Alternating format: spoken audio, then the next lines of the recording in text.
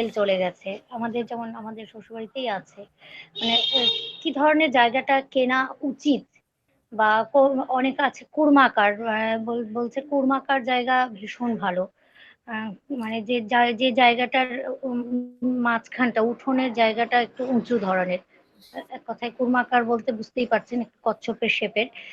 তো কোনটাকে বিশ্বাস করব বা কোনটা করা উচিত এর উপরে যদি একদিন ছোট কোনো আলোকপাত করেন, তো আমার সঙ্গে অনেকেরই হয়তো উপকার হবে।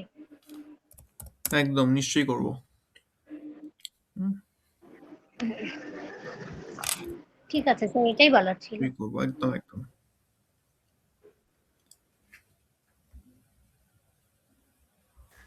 আচ্ছা, আচ্ছা, বলছি বাস্তু পুজোর সাথে কি মেন দরজার কোনো সম্পর্ক আছে?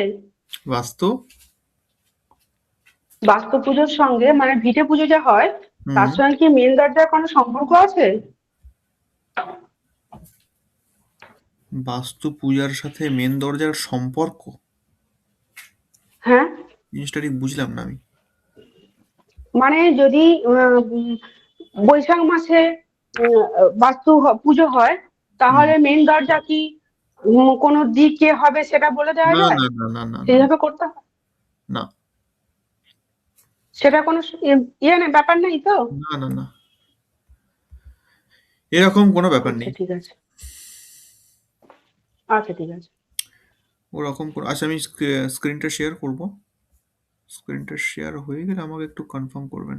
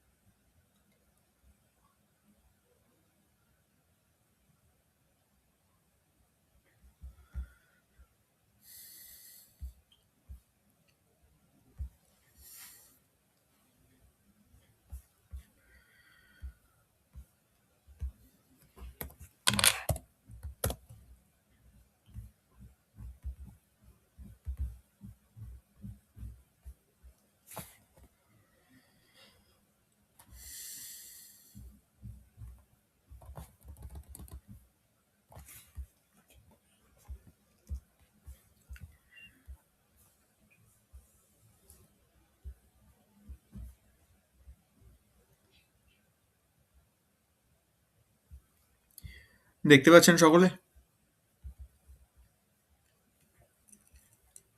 হ্যাঁ, দেখতে হ্যাঁ, পাচ্ছি। হ্যাঁ। আচ্ছা, দেখুন, বিষয় হচ্ছে আমাদের শরীরে, আচ্ছা এই লেখাগুলো কি বোঝা যাচ্ছে স্পষ্ট?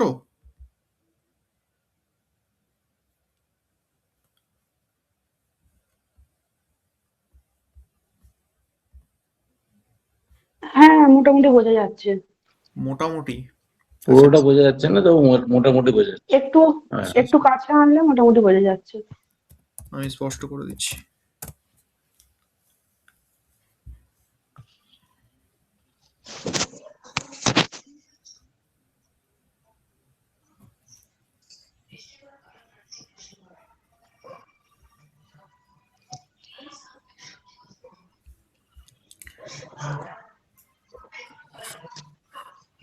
মোটামুটি হলো।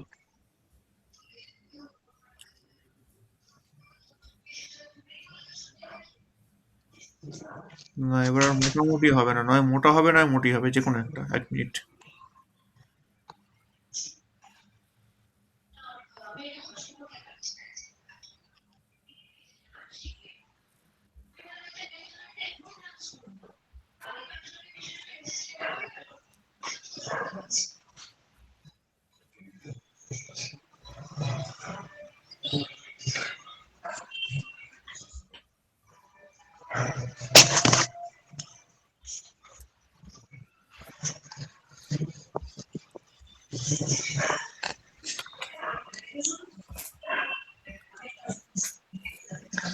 স্যার আমাদের এই গ্রিড ব্যবহারটা একবার একটু বলে দেবেন তো কিভাবে করতে হয়? কি গ্রিড? ওই জিওপ্যাথেটিক যে স্ট্রেসের সময় গ্রিড ব্যবহার করতে হয় বললেন, তো এই গ্রিডটা কিভাবে করতে হয় বা গ্রিড নর্মাল কিভাবে একদম মাপতে হয়? সিম্পল ব্যাপার, স্কোয়ার কিছু ফিট? মাপামাপির দরকার নেই, দরকার ম্যাপ। যেরকম বাড়ির ম্যাপ বানিয়ে গ্রিড হয়, সেরকম রাজ্যের, যেটা আমি হ্যাঁ, বলবো, রাজ্যের ম্যাপ হোক, সেই এলাকার ম্যাপ হোক, দেশের ম্যাপ হোক, সেই ম্যাপ পেলেই হয়ে গেল। মানে বাড়ি ম্যাপ হোক, হুম, আমি বাড়ি ম্যাপটাই বলছি, বাড়ি ম্যাপ হলো তো সেখানে গ্রিড করা যাবে? হ্যাঁ, করা যাবে। ওই গুগল ম্যাপ থেকে করা যাবে গ্রিড? গুগল ম্যাপ থেকে গ্রিড, হ্যাঁ, করা যাবে। ওকে, তাহলে ঠিক আছে। আচ্ছা, দেখুন এবার আশা করছি স্পষ্ট হবে, খুব একটা প্রবলেম হবে না।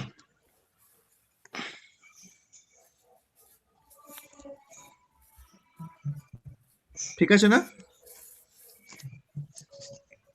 মোটামুটি। এখনো মোটামুটি? এ কি কথা? হুম,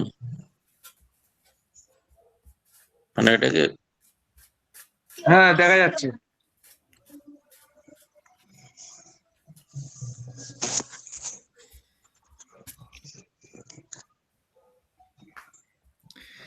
দেখুন, তো এবার আমরা একটা একটা জিনিসে আসি। যখনই আমরা চক্রে প্রবেশ করছি, তো আগে জেনে নিই যে চক্র আসলে কি বা কয় প্রকার, কিভাবে অবস্থিত আছে আমাদের শরীরে। চক্র হচ্ছে প্রধানত 7 প্রকার। বাস্তবে চক্র 7টা 9টা হয়, কিন্তু আমরা এখন 7 প্রকার নিয়ে পড়ছি। প্রধানত 7 প্রকার চক্র। এদের অবস্থানটা কিভাবে রয়েছে? না, অবস্থানটা হচ্ছে একদম মূলাধার। মূলাধার অর্থাৎ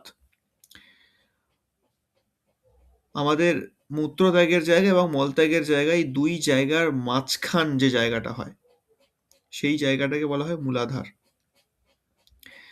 এই জায়গায় প্রধানত অবস্থান করছে মূলাধার চক্র। যেহেতু ওই জায়গাটার নাম মূলাধার হয়েছে, না মূলাধার এমনি এমনি হয়নি, চক্রের নাম মূলাধার, তাই সেই চক্রের নাম আধার করে ওই জায়গাটির নাম রাখা হয়েছে মূলাধার স্থান।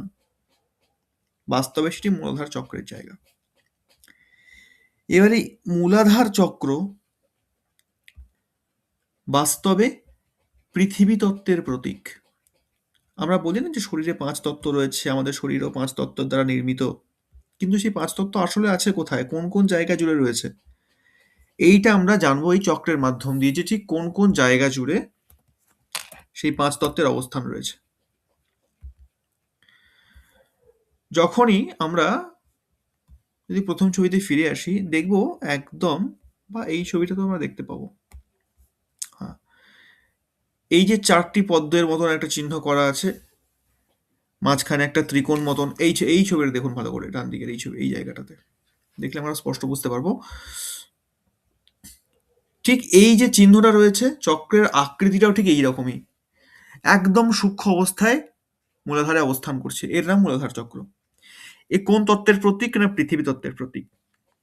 ঠিক তার ওপরে একদম কোমরের, মানে যেখান থেকে আমাদের মেরুদণ্ড স্টার্ট হচ্ছে সিদ্ধারা, ঠিক সেখানে একটি চক্র রয়েছে, তার নাম স্বাধিষ্ঠান চক্র, যে জল তত্ত্বের প্রতিনিধিত্ব করে। তাহলে নিচে গেল পৃথিবী, উপরে আসলো জল। কথা কাটছে আপনার। আওয়াজ কি, কথা কেটে যাচ্ছে?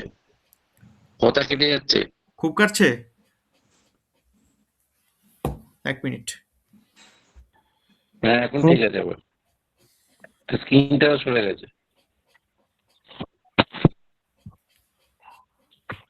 হুম, ঠিক আছে।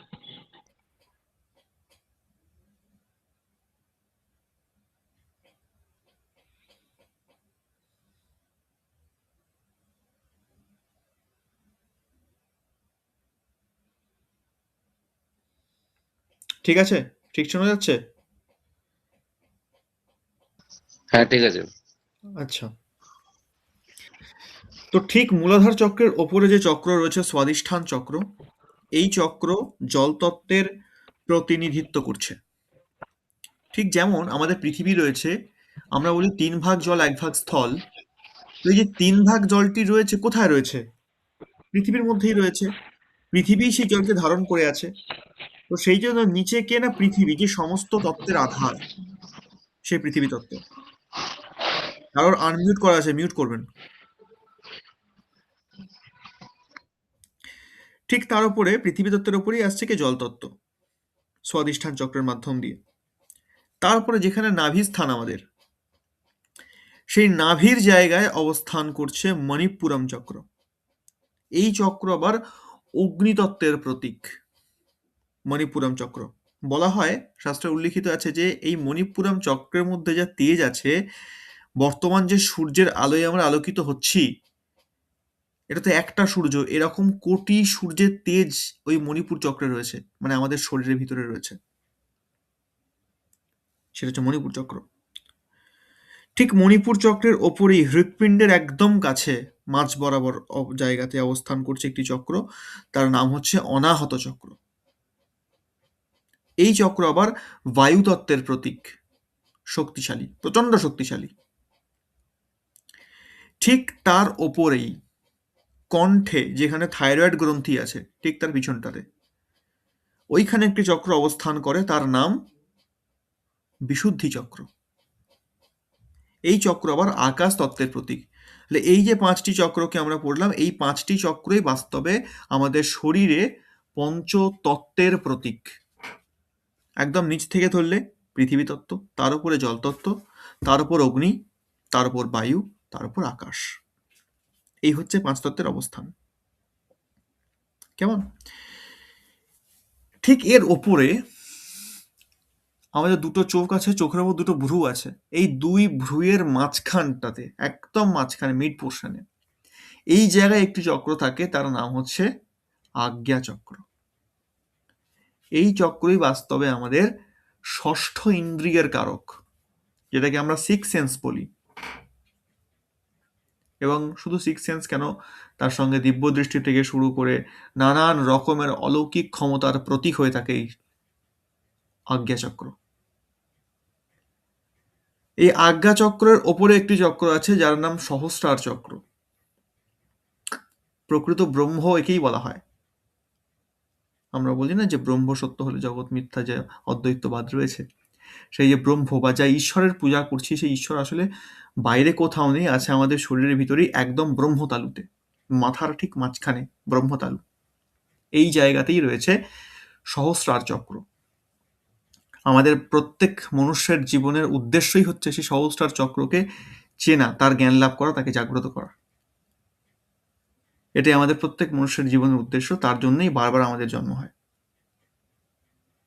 এমনকি খুব সুন্দরভাবে বলা যায় যে মৃত্যুর সময়, এটা না বললেই নয়, যদি এটা আমাদের সাবজেক্ট না, তথাপি মৃত্যুর সময় আমাদের মুখাগ্নি হয়। মৃত্যুর পর, সময় না, মৃত্যুর পর শ্মশানে মুখাগ্নি করা হয়। বাস্তবে আমরা এখন যেটা করে থাকি, যেটা নিয়ম বিরুদ্ধ, মুখাগ্নি মানে মুখে আগুন দেয়া, ব্যাপারটা তা নয়। মুখে আগুন কখনোই শাস্ত্র দিতে বলেনি। কথাটা হচ্ছে মুখ্যাগ্নি, অর্থাৎ মুখ্য স্থানে অগ্নি দেওয়ার কথা বলা হয়েছে। আমাদের শরীরে 9টি দ্বার আছে। 9টি দ্বার অর্থাৎ 2টো চোখ, 2টো নাকের 2টো ছিদ্র, 2টো কানের ছিদ্র, মুখ। কটা হলো? 2টো কান, 2টো চোখ, 4টে, 2টো নাকের ছিদ্র 6টা, মুখের একটা ছিদ্র 7টা, এবং মলদ্বার এবং মূত্রদ্বার 9টা। এই 9টা দ্বার আমাদের উন্মুক্ত করেই দেওয়া হয়েছে, কিন্তু আমাদের পাঠানো হয় বারবার মাত্র একটি দ্বার উন্মুক্ত করার জন্য। মানে 10টা যে দিক প্রধান রয়েছে, সেই 10 দিক আমাদের শরীরে অবস্থান করে। শুধুমাত্র একটি দিক আমাদের পরিশ্রমের দ্বারা, আমাদের কর্মের দ্বারা খুলতে ঈশ্বর আমাদের বারবার পাঠায়। বাকি 9টা দ্বার সে খুলেই দিয়েছে। সেই একটি দ্বার হচ্ছে এই ব্রহ্মতালুর দ্বার, অর্থাৎ যেখানে সহস্রার চক্র রয়েছে। এই চক্র যখনই জাগ্রত হয়, তখন ব্রহ্মতালু ফুঁড়ে উপর দিকে ওঠে এবং ঈশ্বরের সঙ্গে মিশে যায়। এই ঘটনাটি ঘটানোর জন্যই আমাদের প্রত্যেক জন্মে বারবার ফিরে আসতে হয়। কিন্তু আমরা ভুলে যাই, আমরা চর্চায় থাকি না, আমরা সেই বিষয়ে জ্ঞান লাভ করি না, আমরা আমাদের ভুল পথে চালিত হয়ে যাই। সেটা পরিস্থিতির চাপেই হোক, সংসারের চাপেই হোক, যাই হোক না কেন। প্রকৃতপক্ষে যে মৃত্যুর পর মুখাগ্নি করা হয়, আসলে একটা মুখাগ্নি, যেটা মাথায় অগ্নিস্পর্শ করতে হয় এই কামনার মাধ্যম দিয়ে, যাতে এই জন্মে তো হলো না, পরবর্তী জন্মে যেন এই জায়গাটা উন্মুক্ত হয়ে যায় এবং সে মুক্তি লাভ করে। যাই হোক, যদি সেটা অন্য একটি বিষয়, অন্য একটি সাবজেক্ট। তো এই হচ্ছে 7টি চক্র প্রধান রূপে আমাদের শরীরে অবস্থান করছে। বাস্তবে চক্র 7টি না, 9টি হয়। এই আজ্ঞা চক্র এবং সহস্রার চক্র, এই দুইয়ের মাঝখানে দুটো চক্র এখন এক্সট্রা রয়েছে, কিন্তু সে বিষয়ে আজকে আমি বলছি না, বিশেষ ব্যাপারটা জটিল হয়ে যাবে। স্যার, আমার আমার একটা প্রশ্ন আছে যে এই চক্রগুলো কি আদৌ এক্সিস্টেন্স আছে নাকি সে রাহু কেতুর মতোই কাল্পনিক? না, এগুলোর এক্সিস্টেন্স আছে, অবশ্যই আছে। মানে কাটলে দেখা যাবে? বিষয় হচ্ছে অনেক ব্যাকটেরিয়া আছে, অনেক জীবাণু আছে, যেগুলোকে খালি হুম, চোখেও দেখা যায় না, আবার অনুবীক্ষণ যন্ত্র দিয়ে হুম। দেখলেও দেখা যায় না।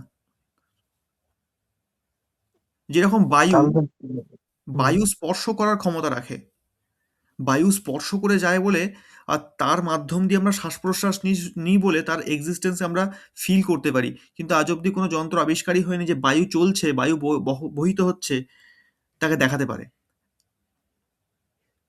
কিছু কিছু জিনিস থাকে যাকে অনুভবই করা যায়, যাকে দেখা যায় না। অতএব এই যে শক্তিটা রয়েছে, একে অনুভবই করা যায়, দেখা যায় না। তার মানে নাই আর কি, অদৃশ্য। অদৃশ্য মানেই তার অস্তিত্ব নেই এমনটা তো নয়। যে জিনিস অদৃশ্য হয়, সূক্ষ্ম হয়, তার ক্ষমতা কিন্তু দৃশ্যমানের থেকেও 1000 গুণে বেশি হয়। এই ক্ষমতা বলেই, এই চক্রের ক্ষমতা বলেই আজকে মুনি ঋষিগণ আমাদের যে বিদ্যা দিয়ে গেছে, তার এক পাতা পরে উদ্ধার করতে আমাদের জীবন জীবন কেটে যাচ্ছে।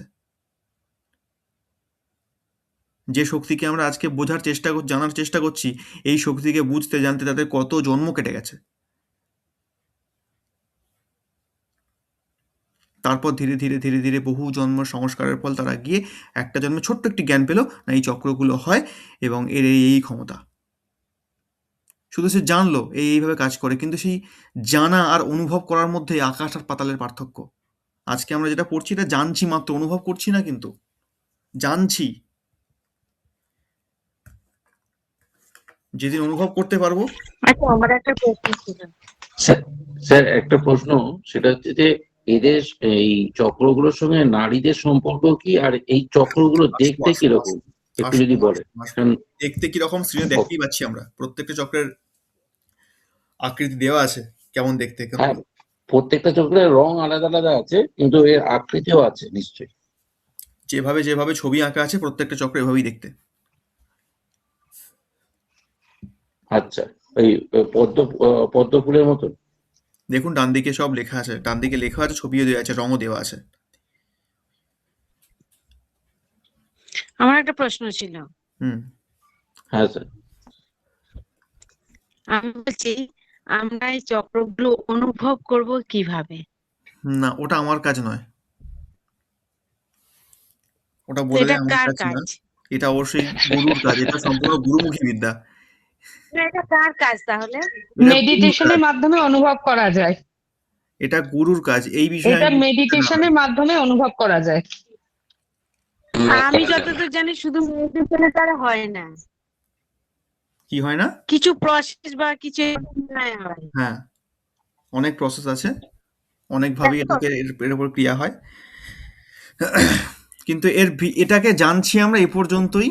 কিন্তু এটাকে কিভাবে জাগাবো বা একে অনুভব করব কি করে, এই বিষয়ে প্রশিক্ষণ আমি এখানে দিচ্ছি না, আর এটা দেবও না, কারণ এটা সম্পূর্ণ গুরুমুখী বিদ্যা। এটা গুরুর সামনে বসেই একমাত্র অর্জন করা সম্ভব। আর অনলাইন তো অনেক দূরের কথা। কেমন, এটার জন্য অনেক সাধনা লাগে, অনেক পরিশ্রম লাগে। মানুষকে মেরে ফেলার ক্ষমতা রাখে এই শক্তি, শেষ করে দিতে পারে চিরতরে, পাগল বানিয়ে দিতে পারে, এমন ক্ষমতা আছে এই চক্রের মধ্যে। অতএব একে একে জানছি, জানতে হবে, আমাদের প্র্যাকটিক্যালের ক্ষেত্রে জানাটা প্রয়োজন, তাই জানছি। কিন্তু এর উপরে কেউ আখ বাড়িয়ে কোনো রকম কোনো ক্রিয়া করতে যাব না। অল্প বিদ্যা ভয়ঙ্করী হয়ে থাকে। ঠিক আছে।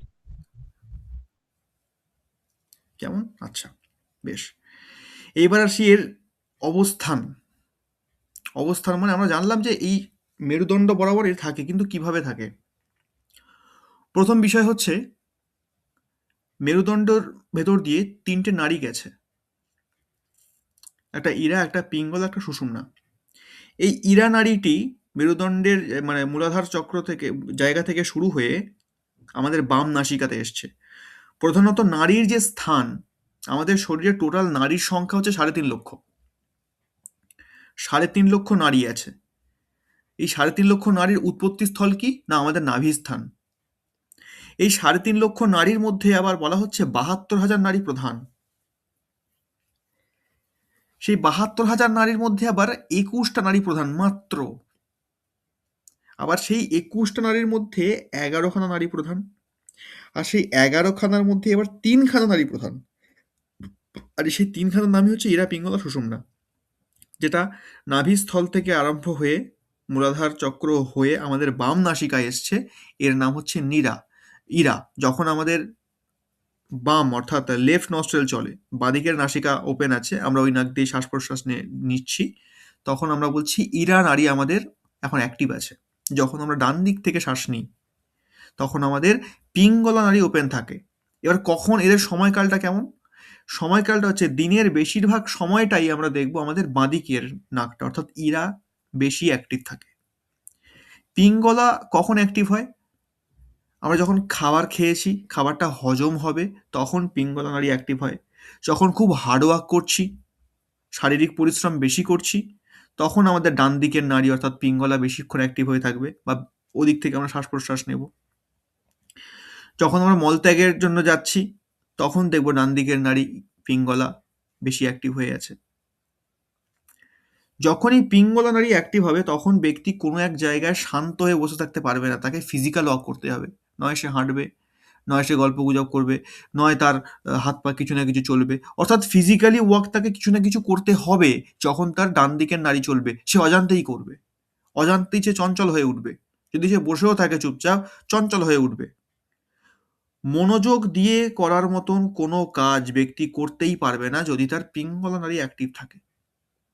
আর যখনই ব্যক্তি বসে পড়াশোনা করছে, মন দিয়ে পড়াশোনা করছে, লেখাপড়া করছে, লিখছে, কোনো জিনিস নিয়ে ভাবছে, কোনো জিনিসে মন দিয়ে একদম কনসেন্ট্রেশন করছে, তখন জানতে হবে তার চলছে ইরা নাড়ি অর্থাৎ বাঁদিকের নস্ট্রেল চলছে।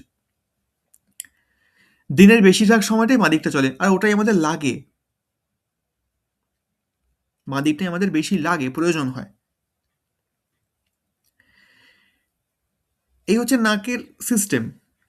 খুব কম সময়ে সুষুম্নায় শ্বাস যায়। এবার সুষুম্না নাড়িটা কিভাবে রয়েছে? না, সুষুম্না নাড়িটা একদম ফিডারের ভিতর দিয়ে মাঝ বরাবর হয়ে গিয়ে আমাদের যে আজ্ঞা চক্র রয়েছে কপালে মাঝখানে, সেই আজ্ঞা চক্র পর্যন্ত গেছে সুষুম্না। এই অবধি ক্লিয়ার তো?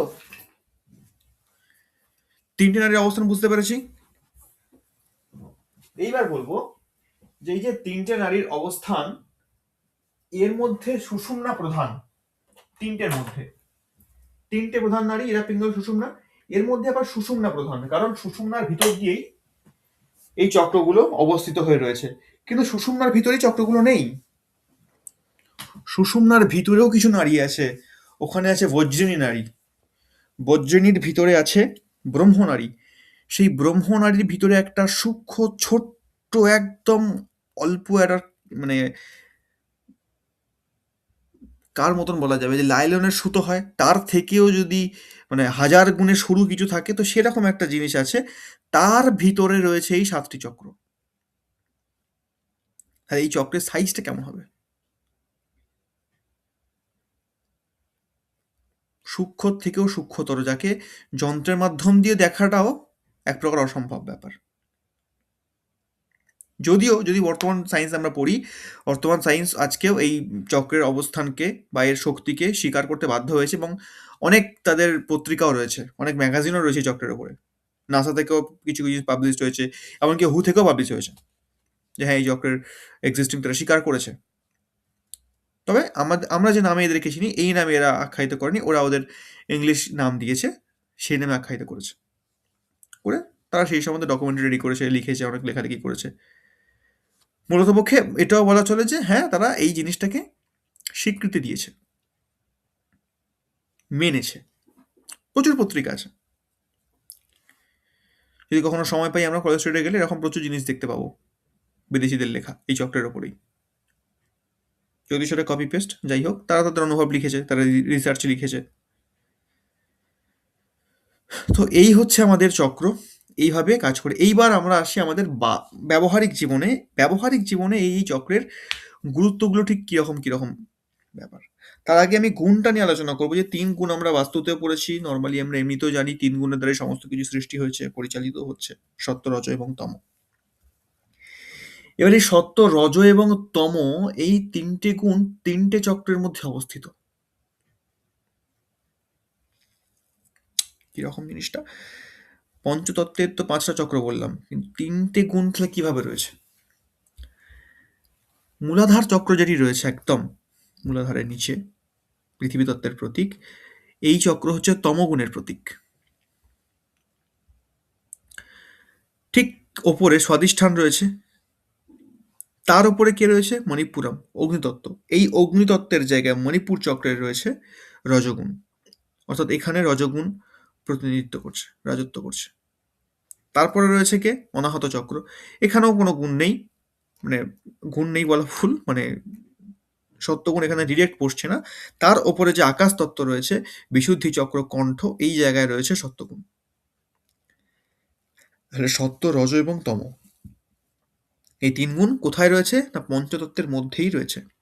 এবং আমাদের জীবনের উদ্দেশ্যটা কি? আমাদের উদ্দেশ্য হচ্ছে এই পঞ্চতত্ত্ব আর 3 গুণের ওপরে উঠতে হবে, ত্রিগুণাতীত হতে হবে।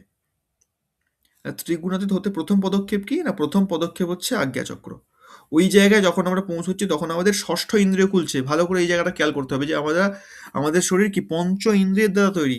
আমরা আজকে যা কিছু করছি সবটাই কিন্তু এই 5টি ইন্দ্রিয়ের মাধ্যম দিয়ে। ষষ্ঠ ইন্দ্রিয় আমাদের আছে, আমরা অনুভব করতে পারি, সেভাবে পারি না, বা সেভাবে তাকে কাজে লাগাতে পারি না, কারণ সেটা অ্যাক্টিভ না। যখন এই ষষ্ঠ ইন্দ্রিয় ভালো রকমভাবে অ্যাক্টিভ হয়ে গেল, তখন কিন্তু এই পঞ্চ ইন্দ্রিয়ের ওপরে উঠে গেলাম, এই সত্য, রজতম 3 গুণের ওপরে উঠে গেলাম। এইবার শুরু হলো আসল যাত্রা। যখন এই আজ্ঞাচক্রের জায়গায় আমরা পৌঁছে গেলাম, তখন আর ওইটুকু পথ পাড়ি দেওয়াটা কোনো ব্যাপার নয়। স্যার, ষষ্ঠ ইন্দ্রিয় বলতে কি মনকে বোঝানো যায়? ষষ্ঠ ইন্দ্রিয় স্যার, অর্থাৎ কেবলমাত্র মন নয়, কারণ মনের অবস্থান কোথায়? মনের অবস্থান হচ্ছে ইন্দ্রিয় আর বুদ্ধি, এই দুয়ের মাঝখানে মনের অবস্থান। এবার ইন্দ্রিয় আর বুদ্ধিকে বা কোথায় তারা রয়েছে? যদি খুব ভালো করে দেখি আমরা, বুদ্ধি কোথায় থাকে? না বুদ্ধি মস্তকে থাকে, মাথায়, ব্রেনে থাকে। আর ব্রেন যে জায়গাটি আমাদের রয়েছে সেটা কিন্তু আমাদের যে পিটুইটারি গ্রন্থি রয়েছে তার আগেই, মানে পিটুইটারি গ্রন্থি যেখান থেকে শুরু হচ্ছে যে জায়গাটায়, সেখানে কিন্তু ব্রেনের সীমা শেষ, ব্রেনের পরিধি শেষ হয়ে যাচ্ছে, তার ওপরে ব্রেনের অবস্থান। আর পিটুইটারি গ্রন্থি যে রয়েছে সে কিন্তু সমস্ত ইন্দ্রিয়ের সীমানা স্থান বলা যেতে পারে। অর্থাৎ বলতে পারি আমরা আজ্ঞাচক্র যে জায়গাটায় থাকে সেই জায়গাতেই বাস্তবে মনের অবস্থান, কারণ ওই জায়গাটাই বুদ্ধি এবং ইন্দ্রিয়ের সন্তুলন করছে, সীমানা তৈরি করছে। তাহলে আজ্ঞাচক্রে যখনই ব্যক্তি পৌঁছে গেল তখন মন তো তার কন্ট্রোলে, কারণ মন তখন আর স্বেচ্ছাচারিতা করতে পারছে না তার সাথে, মন তখন তার কন্ট্রোলে। আর ষষ্ঠ ইন্দ্রিয় যে ব্যাপারটা সেটা হচ্ছে মনেরও পার হওয়া, অর্থাৎ মনের পরে দেখা, মন যেটা কল্পনা করতে পারে না সেটাকে দেখতে পাওয়া। অর্থাৎ আমরা যা কিছু ভাবতে পারি, যে বিষয়ে আমরা কল্পনা করছি, যে বিষয়টা নিয়ে আমরা ভাবছি, সেই বিষয়টা কোথাও না কোথাও কোনো না কোনোভাবে আমরা দেখেছি বা আমরা শুনেছি। তার বাইরে গিয়ে কিন্তু আমরা কিছু ভাবতে পারি না। আমরা এখন যদি আমাকে একটা বিচিত্র কিছু কল্পনা করতে বলা হয়, আমার মধ্যে বিচিত্র থেকেও বিচিত্রতম কল্পনা আসবে, আর যেটা আসবে সেটাও কোথাও না কোথাও আমার দেখা বা আমার শোনা বা আমার সঙ্গে কানেকশন যুক্ত।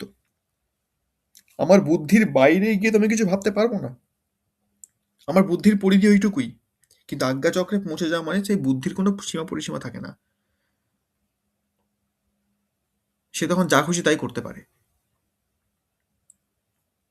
সেই ক্ষমতার অধিকারী হয়ে যাওয়া, স্যার, এটাই আজ্ঞাচক্রকে বোঝায়।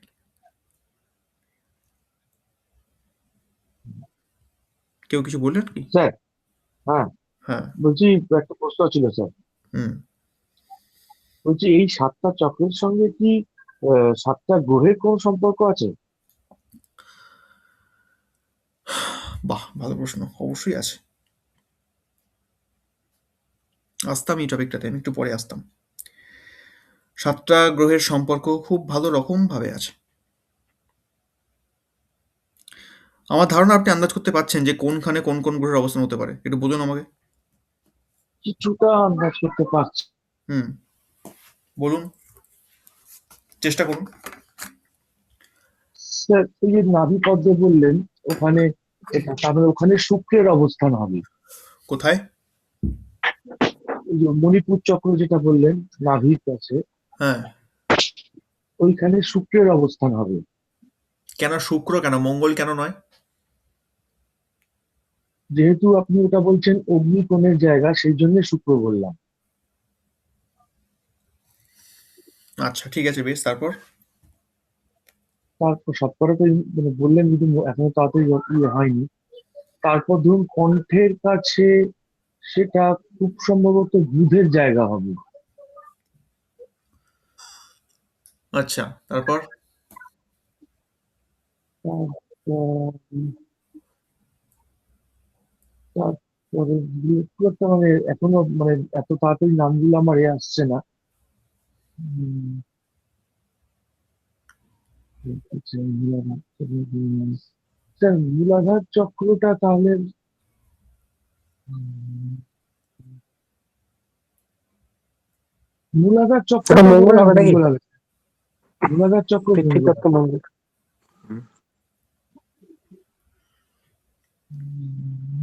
ঠিক আর আছে, মূলাধার চক্র পরেরটা কি? ঠিক আছে। এবার আমি বলি। হ্যাঁ স্যার। আচ্ছা, দেখুন, প্রথমত মূলাধার চক্র যেটা রয়েছে, এই জায়গায় অবস্থান করছে কে? এই মূলাধার চক্র কিন্তু মঙ্গলের দ্বারা কন্ট্রোল হয়। মূলাধার চক্র মঙ্গলের দ্বারা কন্ট্রোল হয়। তারপর আসছে স্বাদিষ্ঠান চক্র। এই স্বাদিষ্ঠান চক্র শুক্রের দ্বারা কন্ট্রোল হয়। ঠিক তার উপরে আছে মণিপুর চক্র। এই মণিপুর চক্র সূর্যের দ্বারা কন্ট্রোল হয়। তার উপরে অনাহত চক্র। এই অনাহত চক্র শনির দ্বারা কন্ট্রোল হচ্ছে। ঠিক তার উপরে আছে বিশুদ্ধি চক্র। এই বিশুদ্ধি চক্র কন্ট্রোল হচ্ছে বৃহস্পতির দ্বারা। কেমন? বিশুদ্ধি চক্র বৃহস্পতির দ্বারা কন্ট্রোল হচ্ছে। তারপর যখন আমি আজ্ঞা চক্রে চলে যাচ্ছি, এই আজ্ঞা চক্রের জায়গাটা কন্ট্রোল হয় কিন্তু চন্দ্রের দ্বারা।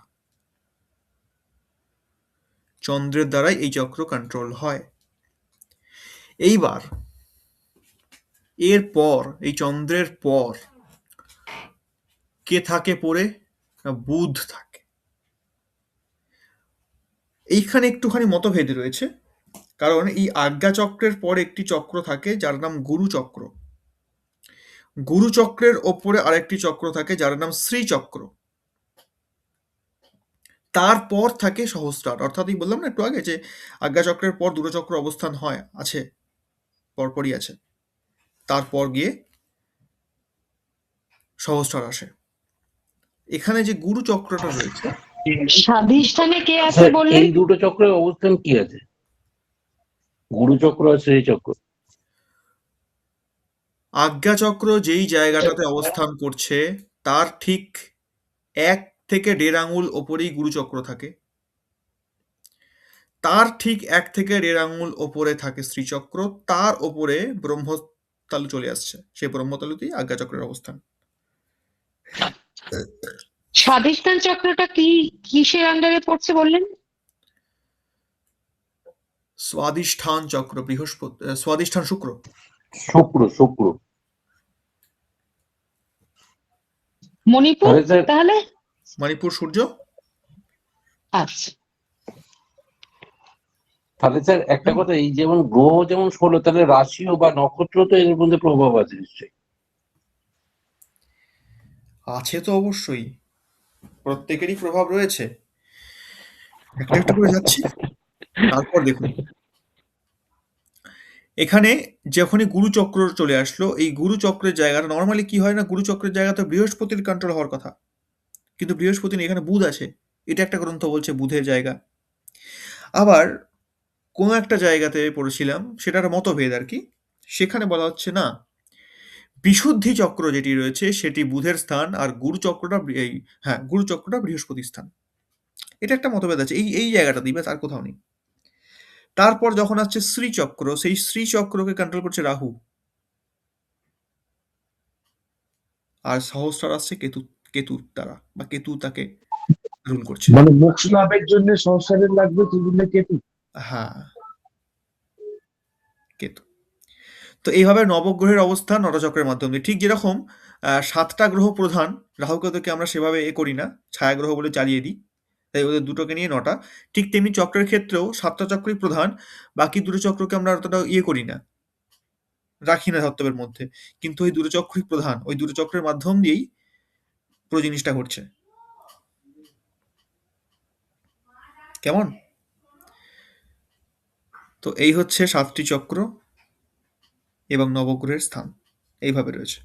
হ্যাঁ, আরেকটি এখানে ভুলে গেলাম বলতে বলতে, আরেকটি জিনিস রয়েছে। এটি বহু প্রাচীন একটি গ্রন্থে পেয়েছিলাম, তবে গ্রন্থের নাম বলতে পারবো না, কারণ একটা পাতা পেয়েছিলাম মাত্র, এটা খুব প্রাচীন জায়গা থেকে। সেখানে এটি দেখা গিয়েছিল, সেখানে একদম সেম সেম লিখছে, স্পষ্টভাবে লিখছেন, প্রত্যেকটা যেটা বললাম একদম ঠিকই আছে। সেখানে এটি লিখেছিল যে বিশুদ্ধি চক্রের স্থান হচ্ছে বুধের স্থান, গুরু চক্রের স্থান বৃহস্পতির, এবং গুরুচক্রের স্থান বৃহস্পতি, কিন্তু এখানে গুরুচক্রের স্থানকে বৃহস্পতির সঙ্গে সঙ্গে কোথাও না কোথাও কেতুর সঙ্গে রাখা হয়েছিল। মানে সেটা পড়ে আমার এটাই মনে হয়েছিল যে বৃহস্পতির সাথে কেতুকে রাখা হচ্ছে এখানে, এবং তার উপরেই শ্রীচক্র, সেই শ্রীচক্রকে রাহু দেওয়া হয়েছে, কিন্তু সহস্রারকে কোনো গ্রহের সঙ্গে তুলনা করা হয়নি, কারণ সহস্রারকে স্বতন্ত্র করা হয়েছিল। সেটা এই বিষয়ে অনেক মতভেদ আছে, আমাদের উদ্দেশ্য সেটা নয়, বা গ্রহদের নিয়ে করাও নয় সেভাবে।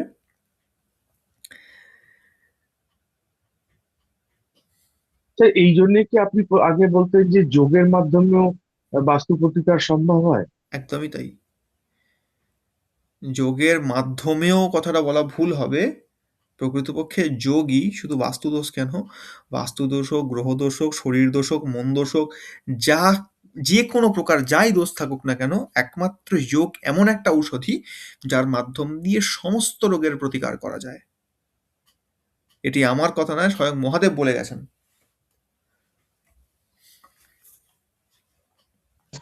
স্যার কোন যোগ, ক্রিয়া যোগ না এমনি ব্যবহারিক যোগ? দুটোর মধ্যে পার্থক্য কি? ক্রিয়া যোগের মধ্যে আমরা যেমন ওই শ্বাস প্রশ্বাস আদান মানে নিই, বা কিছু আমরা নীতি বা এই সমস্ত করি, কিন্তু দেখুন দেখুন, এবার বলি, এখন এই গুগল এসে গিয়ে, ইউটিউবের জামানা এসে গিয়ে না পুরো আমাদের গুলিয়ে ছেড়ে দিয়েছে। বাস্তবে যোগ 2 প্রকারের হয়, একটা হঠযোগ, একটা রাজযোগ। কেমন? এই যে ক্রিয়াযোগ এটা ওটা সেটা, এটা কিছুই না। ক্রিয়াযোগ বাস্তবেই রাজযোগের একটা প্রকান্তর মাত্র। বাস্তবে রাজযোগকেই ক্রিয়াযোগ বলা হয়।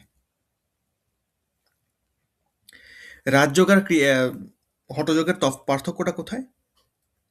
না, হঠযোগের মধ্যে রয়েছে প্রচুর আসন, 84 লক্ষ আসন রয়েছে হঠযোগের মধ্যে। সেই 84 লক্ষ আসনের মধ্যে মাত্র 84টা আসন প্রধান, মাত্র। আবার বলা হলো যে 84টা আসনও করতে লাগবে না, যদি কোনো ব্যক্তি একটা মাত্র আসনকে সিদ্ধ করে নেয় তাহলে সে যে কোনো সাধনের সিদ্ধি লাভ করতে পারে। সবাসন নাকি? 84 যে কোনো একটা আসন যেটা আপনার ভালো লাগে, যদি সবাসনই করবেন, কোনো অসুবিধা নেই, ওটা তো একটা আসনই। মহাদেব তো সবাসনেই থাকে।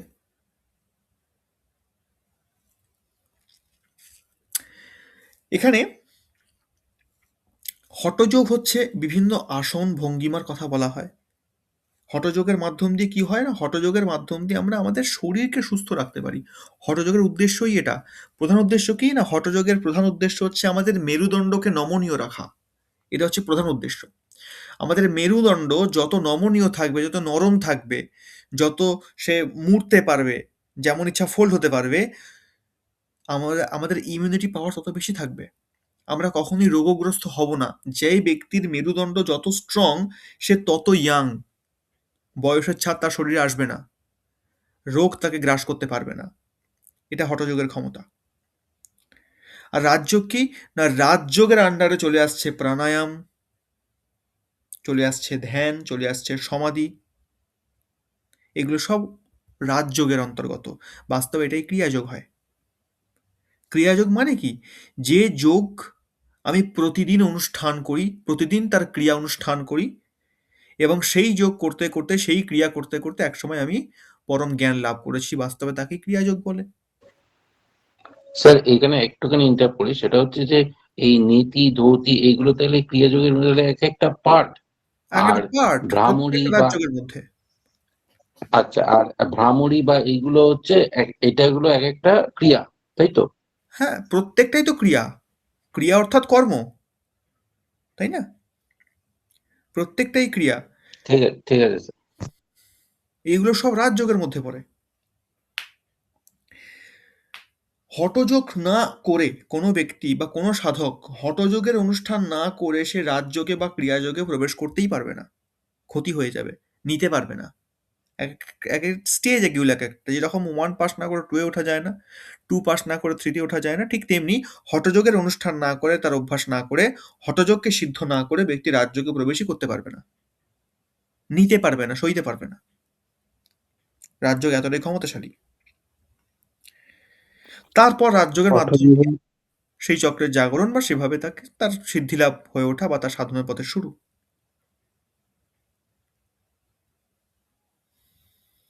কেউ কিছু বললেন কি? হ্যাঁ, আমি বলছিলাম হঠযোগ তো গুরু ছাড়া হয় না, গুরুমুখী বিদ্যা। কারণ কোনটা গুরু ছাড়া শুনেছি হয়? ভুলভাল ভুলভাল করে ফেললে অনেক হঠযোগ কেন, সমস্যা হয়। রাজযোগ সেটা, দুটোই, হঠযোগ না। হঠযোগের কথা বলছি। দুটোই হঠযোগের শিক্ষা লাগে। তার দুটোই শুনেছি শিক্ষা, হঠযোগের দীক্ষা থাকে, মানে প্রণালী থাকে, অনেক প্রসেস অবশ্যই, থাকে অবশ্যই। গুরুমুখী। হুম। অনেক রকম প্রণালী থাকে, অনেক রকম ভাবে করতে হয়। হঠযোগও খুব ভয়ঙ্কর হয়ে উঠতে পারে, কারণ হঠযোগে অনেক রকম আসন আছে তো। ভয়ঙ্করটা কোনখানে হয়, অনেক প্রকারের আসন আছে। কারো শরীরে কোনো রোগ আছে, তো সেই রোগের জন্য কোনো আসন নিষিদ্ধ আছে, কিন্তু সেই ব্যক্তি সেটা জানে না। সেই ইউটিউব দেখে, ফোন দেখে, এটা সেটা দেখে দেখেছে আসনটা উপকারিতা আছে অনেক রকম, এটা আমি অভ্যাস করি। সেটার মাধ্যম দিয়ে সে কিন্তু নিজের ক্ষতি সাধন করে। তো এখানে জ্ঞান লাগে, এখানে গুরুমুখী বিদ্যা লাগে। তো প্রত্যেকটা ফিল্ডেই আমি যেখানেই যাই না কেন, যে বিষয়ে পড়াশোনা করি না কেন, যদি সেখানে একটা গাইডার না থাকে, তো তাকে বিপদে পড়তেই হয় কখনো না কখনো। বিশেষ করে যোগের ক্ষেত্রে তো মহাদেব বলেই দিয়েছে, গুরু ছাড়া যোগ শিকার বা যোগ অভ্যাস করা অনুচিত কাজ। অভ্যাস করবেই না, মহাদেবের নিজের বচন এটা। কেমন? আর যোগ সম্বন্ধে যদি আমরা প্রপার নলেজ চাই, তাহলে আমি একটা বই সাজেস্ট করতে পারি। সেটা হচ্ছে, আমরা মোটামুটি নিগমানন্দের নাম অনেকেই শুনেছি, পরমহংসদেব। তার একটি বই আছে, যোগী গুরু। যদি সেটা আমরা পড়তে পারি, তো আমরা এই চক্রের অবস্থান সম্পর্কে, কিভাবে তার সাধনা করা হয় বা কিভাবে সেটি রয়েছে, A to Z ডিটেলস আমরা সেখানে পেয়ে যাব। হ্যাঁ, ওখানে গ্রহদের অবস্থানের কথা কিছু লেখা নেই, যে কোন চক্র কোন গ্রহ দ্বারা রুল হচ্ছে, এইগুলো কিছু লেখা নেই।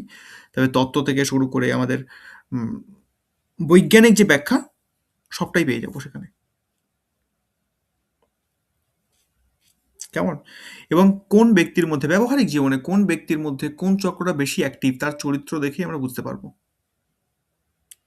যার মধ্যে প্রচণ্ড রকম কামনা বাসনা রয়েছে, যে কামনা বাসনা এই জায়গা থেকে বেরোতেই পারে না, কোথাও না কোথাও তার বাকি চক্রের থেকে তার পৃথিবীতত্ত্বের চক্র, মূলাধার চক্র বেশি অ্যাক্টিভ। যে একটু উচ্চাকাঙ্ক্ষাশালী, প্রচণ্ড আকাঙ্ক্ষা রয়েছে জীবনে, এই করবো, সেই করবো, ওটা করবো, সেটা করবো, নানান রকম বিষয় নিয়ে চিন্তা ভাবনা করে, বিশাল আকাঙ্ক্ষা রয়েছে, এবং জয়লাভও করে, সেগুলো অ্যাচিভও করে। তা জানতে হবে এর মধ্যে মণিপুর চক্রের ক্ষমতা বেশি আছে। কেউ হয় একদম উদাস, সব আছে কিন্তু কিছুই নেই, একটা উদাস উদাস ভাব কাজ করে এর মধ্যে। আর বাদ দাও, কি হবে, কোনো লাভ নেই, মানে দয়ার শরীর যাকে বলে, মায়া নেই, মোহ নেই, কিছু নেই, সংসার সন্ন্যাসী টাইপের ঘুরে বেড়াচ্ছে। হার্ট চক্র, কি চক্র? অনাহত চক্র। না, বিশুদ্ধি চক্র। আকাশ তত্ত্বের প্রভাব বেশি না হলে ব্যক্তির মধ্যে উদাসীন ভাবনা আসবে না। আর অনাহত চক্র কি করে? অনাহত চক্র যখন অ্যাক্টিভ হয়ে যায় তখন ব্যক্তির সেন্সেশন পাওয়ারটা খুব বেড়ে যায়, নার্ভ প্রচন্ড অ্যাক্টিভ হয়ে যায়। সে অনেক দূর দূরান্ত থেকে কোনো শব্দ হলে শুনতে পাবে, এবং সে সবসময় নিজের মধ্যে হারিয়ে যাবে। নিজের মধ্যে মাঝে মধ্যেই কথা বলছে, আড্ডা মারছে, কিন্তু সে নিজের মধ্যে নেই, সেখানে নেই। ভাবগ্রস্ত হয়ে পড়া, বারবার ভাবের মধ্যে ডুবে যাচ্ছে। যখন এরকম পরিস্থিতি, তখন জানতে হবে অনাহত চক্রের প্রভাব বেশি।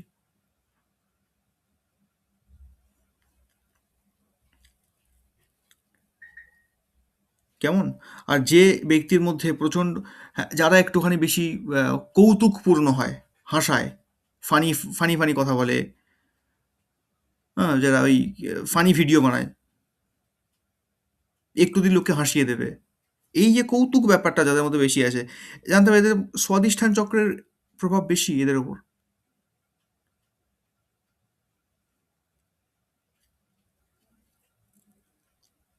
যাদের সিক্স সেন্স পাওয়ার বেশি হয়, যারা অনুমান করতে পারে, অনুভব করতে পারে বেশি, যে আমার মনে হচ্ছে সামনে কোনো একটা ব্যক্তিকে দেখলো, না আমার জানি না কেন মনে হচ্ছে ব্যক্তিটা ঠিক লাগছে না, এ ঠিকঠাক নয়, এ ঠিক লোক নয়, এরকম ইনটিউশন পর অনেকের অনেক হাই লেভেলে থাকে, তাদের আজ্ঞা চক্রের প্রভাব বেশি। আবার অনেকের থাকে যে হয় না যে নেচার গিফটেড, ভাগ্য যাকে বলে, ভাগ্য খুব ভালো, ও মোটামুটি কিছু পরিশ্রম করে না, কিন্তু চলার পথে জীবনে যাতে লাগে পেয়ে যায়, টাইম টু টাইম পেয়ে যায়, কোনো অসুবিধা হয় না। এদের শ্রীচক্র বেশি অ্যাক্টিভ হয়। আবার কেউ কেউ থাকে যে গাইডেন্স, ঠিক যখন সময় আসবে, পার্টিকুলার কোনো গুরু ধরা নেই, কিন্তু যখনই ব্যক্তি ভুল পথে যাচ্ছে তখনই কেউ না কেউ আসছে ওকে গাইড করে দিচ্ছে, ও কিন্তু পথভ্রষ্ট হচ্ছে না, বা হয়ে গিয়েও ঠিক পথে ফিরে আসছে বারবার। যখন এরকম ব্যক্তির সঙ্গে বারবার ঘটতে থাকে তখন জানতে হবে যে গুরু চক্রটা খুব ভালো অ্যাক্টিভ আছে, নাহলে গাইডেন্সটা পাবে না।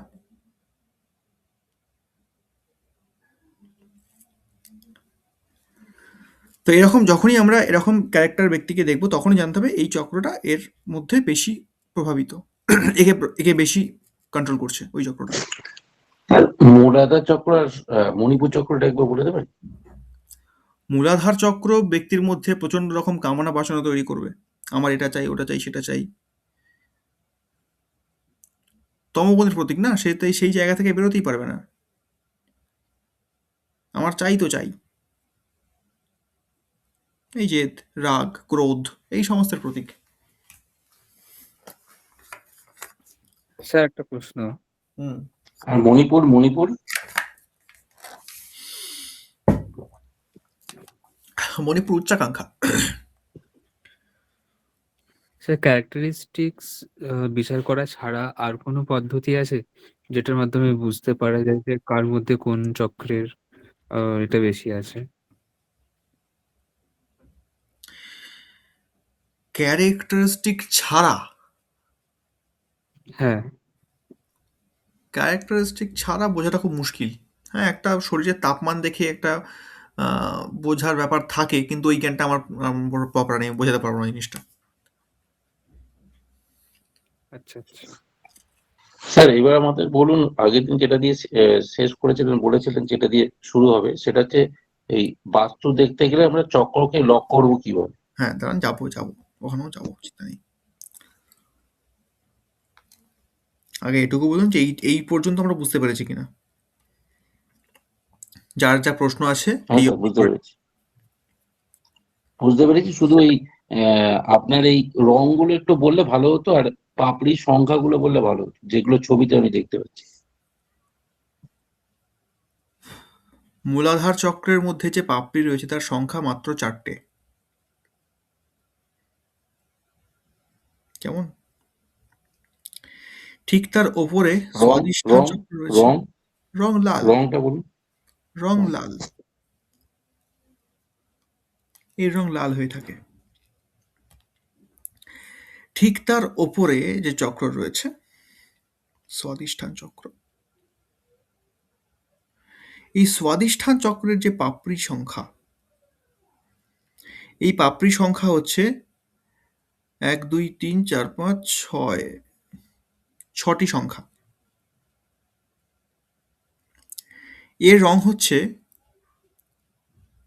একটু হলুদ, মানে প্রপার হলুদ তো নয়, মানে কমলা টাইপ বলতে পারি আমরা। স্বাধিষ্ঠান, স্বাধিষ্ঠানের ওপরে রয়েছে মণিপুর চক্র। এই মণিপুর চক্রের রং কিন্তু কটকটে লাল। মূলাধার চক্রের রং কিন্তু কটকটে লাল নয়, লাল, স্বচ্ছ লাল। আর মণিপুর চক্রের রংটা কটকটে লাল। এর আবার পাপড়ি সংখ্যা 8টা। ঠিক তার উপরে অনাহত চক্র আছে, এর পাপড়ি সংখ্যা 16টা। অনাহত চক্রের এর রং হচ্ছে ধূসর, মানে ছাই ছাই কালারের আর কি, ধূসর কালার হয় এর কালারটা। তারপর থাইরয়েড যেখানে রয়েছে আমাদের বিশুদ্ধি চক্র,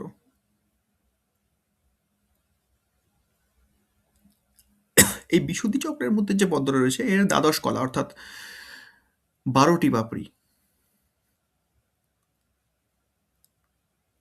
তারপর রয়েছে আজ্ঞা চক্র, 2টি পাপড়ি যুক্ত। আজ্ঞা চক্রের ওপরে রয়েছে গুরু চক্র, গুরু চক্রের আবার সহস্র দল, অর্থাৎ 1000 পাপড়ি যুক্ত।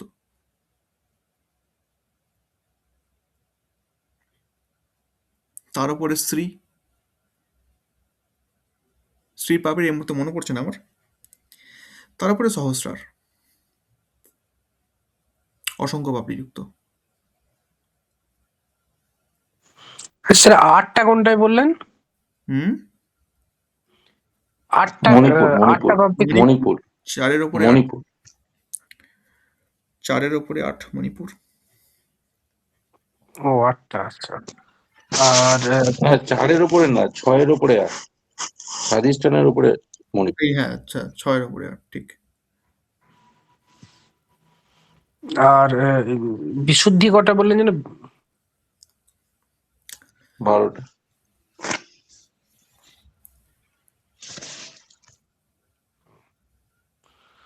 আচ্ছা স্যার, এই যে এই নাড়ি যেগুলো বললেন, মানে নাড়িটা কি নার্ভ বলতে পারি আমরা? না, নারী এই রে, কখনোই তাহলে নার্ভ নয়। তাহলে তো ওটাও সেই এর মতনই অদৃশ্য নাকি, এই ইরা পিঙ্গলা শিশুম না? মানে বুঝলাম না। মানে ইরা পিঙ্গলা সুষুম্না যে 3টে নাড়ি বললেন, মানে হ্যাঁ, ওইগুলোর কি, মানে ওইগুলোর কাটলে দেখতে এক্সিস্টেন্স? পাবেন না, ঠিকই বলেছেন, অদৃশ্য। না না, আপনি নারী দেখতে পাবেন, ইরা পিঙ্গলা সুষমাকে দেখতে পাবেন। পাবো? হ্যাঁ, ওগুলো স্থূল তো।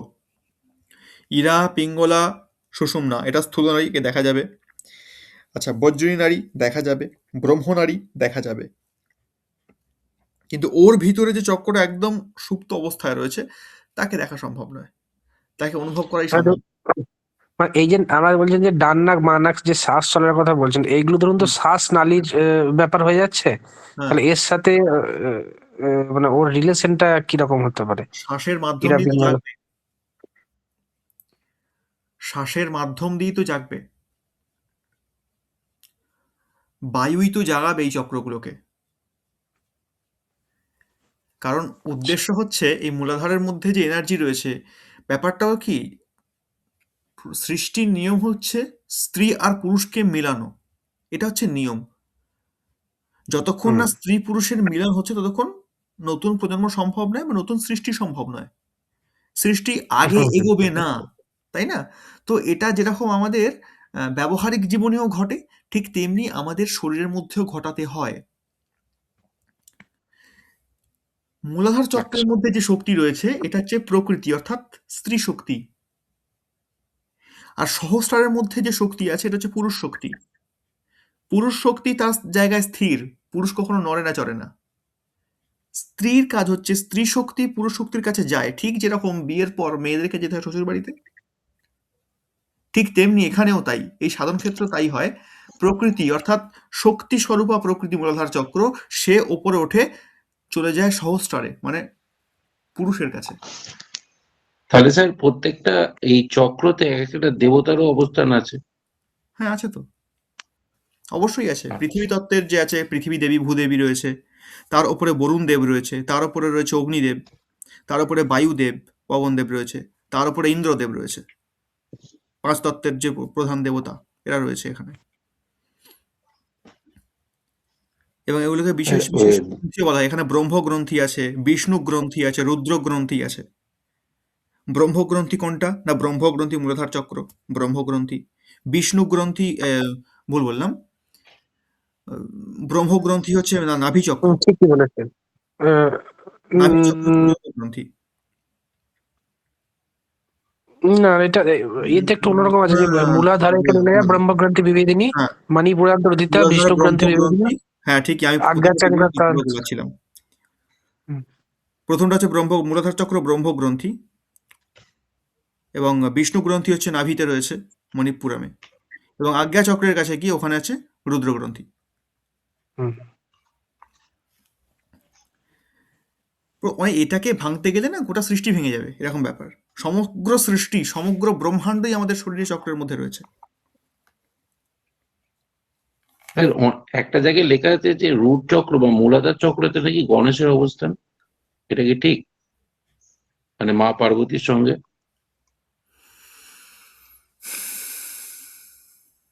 ভুল তো বলা যাবে না, যদি যুক্তি দিয়ে দেখতে যাই তো ঠিকই বলেছে, ভুল বলা যাবে না।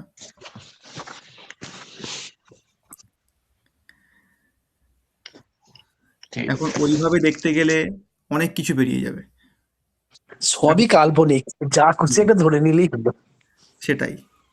ওভাবে দেখতে গেলে অনেক কিছু বেরিয়ে যাবে। যদি সেভাবে দেখতে চাই এখন, তাহলে ওই সায়েন্সে দেখতে গেলে যদি গণেশের স্থান মূলাধারে হয়, তাহলে কার্তিকের স্থান মণিপুরমে হবে, তাই না? তখন পুরো শিব বা নন্দী ফিরিঙ্গি থেকে শুরু করে ভূত প্রেত সবাই চলে আসবে। ব্রহ্মা বিষ্ণু ছাড়া আর একটা কি গ্রন্থ শিবের কথা বললেন? রুদ্র গ্রন্থি, আজ্ঞা চক্র, রুদ্র গ্রন্থি।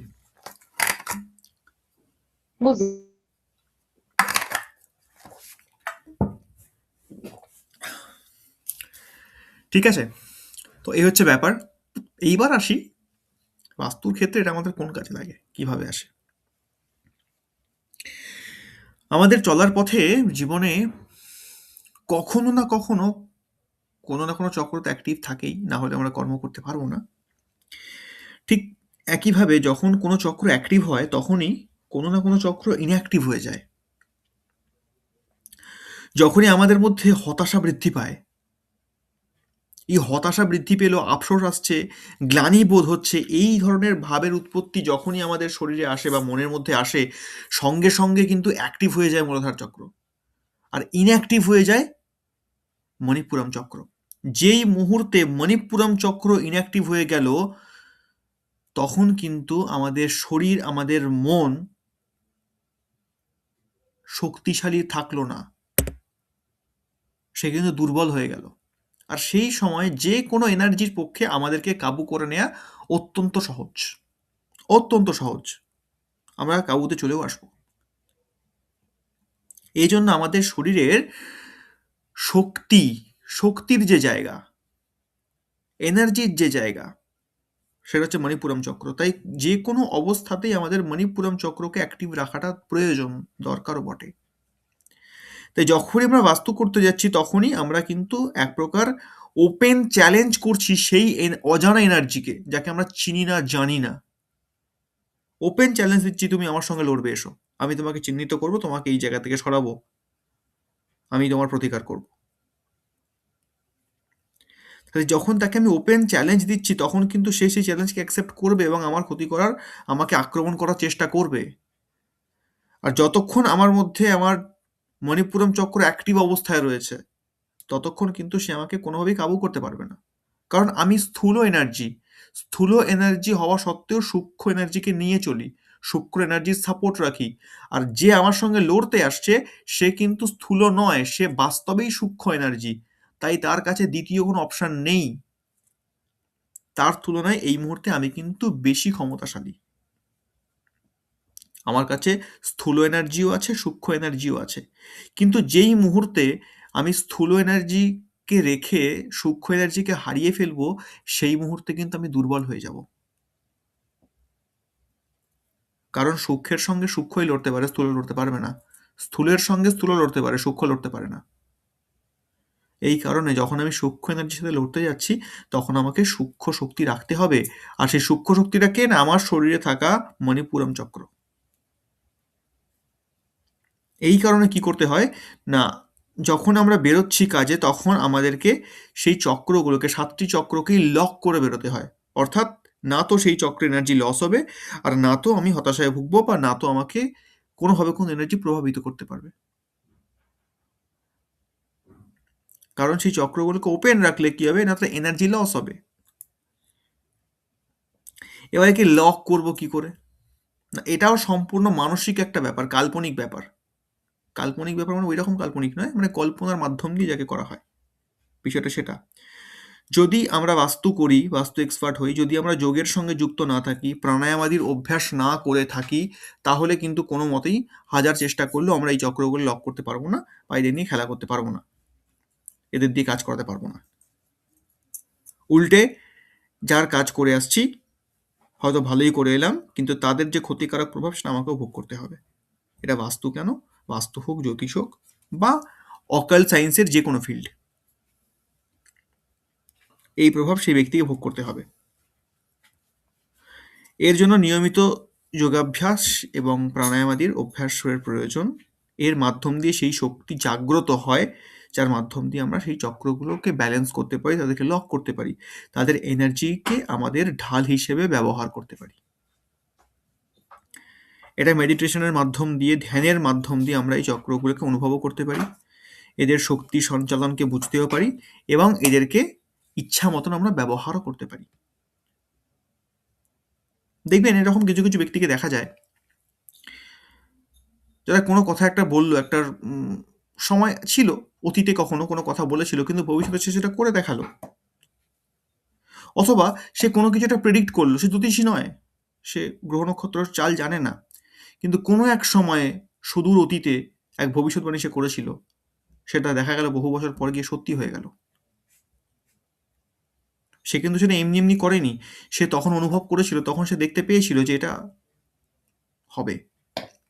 সে আন্দাজেও বলেনি যেটা হতে পারে, সে জানতো এটা হবে, সেটাই পরবর্তীকালে হলো। এটাও কিন্তু ওই সামান্য ইন্টেনশন পাওয়ার থেকে বলে দিয়েছে এমনটা নয়, এটা সে তার প্রপার নলেজ থেকে বলেছে, তার জ্ঞান থেকে বলেছে। কারণ সে এই সমস্ত যোগ প্রাণায়ামের মাধ্যম দিয়ে অভ্যাস করতে করতে করতে করতে এমন একটা স্টেজে পৌঁছে গেছে, যখন সত্যি বুঝতে পারছে, সত্যি জানতে পারছে, সত্যি তার কনফিডেন্স লেভেল হাই হচ্ছে, সত্যি সেই শক্তিগুলোকে চিনতে পারছে, তখন সে অনুভব করতে পারবে। কিন্তু আমরা যারা সাধারণ মানুষ তাকে বুঝতে পারবো না, কারণ তার লেভেল আর আমাদের লেভেল অনেক পার্থক্য।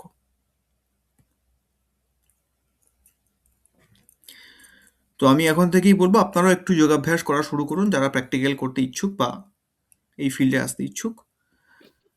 এখন থেকে যদি আমরা প্র্যাকটিস না করি, পরবর্তীকালে কিন্তু আমাদেরকেও সেই ফল ভোগ করতে হবে, যখন আমরা প্র্যাকটিক্যাল করতে নামবো।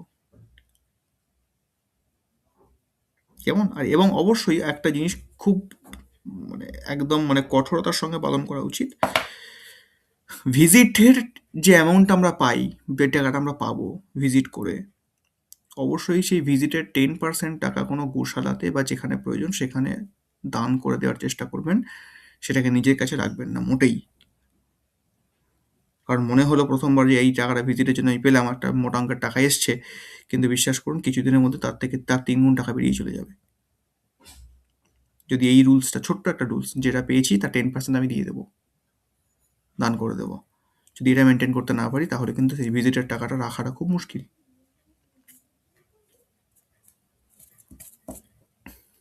এরকম ছোটো ছোটো কিছু রুলস আছে ভিজিটের ক্ষেত্রে, আমরা জানবো ধীরে ধীরে, আরও অনেক রুলস আছে, ধীরে ধীরে আমরা জানবো। আজকে অলরেডি 10:30।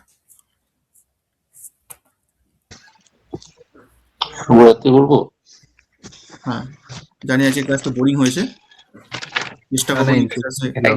একদমই হয়নি, ইন্টারেস্টিং ছিল। আমার তো হয়নি, এবার অন্য কারো সুপ্রিয় টুপিও বলতে পারছি। আচ্ছা, আপনার আগের আগের টপিকের প্রসঙ্গে আমি বলতে চাই যে আমি এরকম কয়েকজনকে দেখেছি, বিশেষ করে একজনকে আমার জীবনে, যে সে তার জীবনে এই জীবনে কোনো সাধন ভজন নেই, কিন্তু হুম সে মনে হয় জন্মসূত্রে সে বাকসিদ্ধ, মানে সে যাই বলে তাই ফলে। হুম, বুঝলেন, হয়তো তার প্রারব্ধ আগের জন্মের সাধন ছিল। হ্যাঁ হতেই পারে,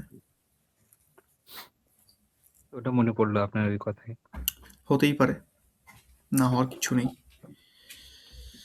হয় এরকম হয়। সবই ভিতরে লুকিয়ে থাকা এই 7টি গোল গোল জিনিসের খেলা। হুম। তাহলে সুপ্রিয় কথা অনুযায়ী একমাত্র আমাদের সঙ্গে প্রারব্ধটাই যায়। প্রারব্ধ তো থাকবেই, প্রারব্ধ কোথায় আর যাবে বলুন। না মানে মানুষ নিয়ে যেতে পারে একমাত্র প্রারব্ধকেই হ্যাঁ, মৃত্যুর পর। মানুষ নিয়ে যেতে পারে তার কেবলমাত্র কর্মকে, প্রারব্ধকে নয়। কর্মফল। প্রারব্ধ তৈরি হয়ে আসে, আর কর্মের আচ্ছা, মাধ্যমে দিয়ে সেটা তৈরি হয়। মানে এখন কর্মের যেটা ফলটা কর্ম নিয়ে যেতে করছি পারে। সেটা পরের জন্মে গিয়ে নিয়ে গিয়ে সেটা প্রারব্ধে তৈরি হয়। আচ্ছা,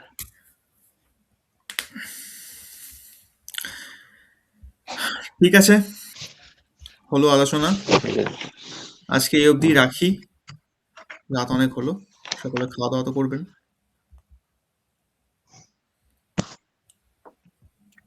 থ্যাংক ইউ স্যার, শুভরাত্রি। হ্যাঁ, শুভরাত্রি স্যার।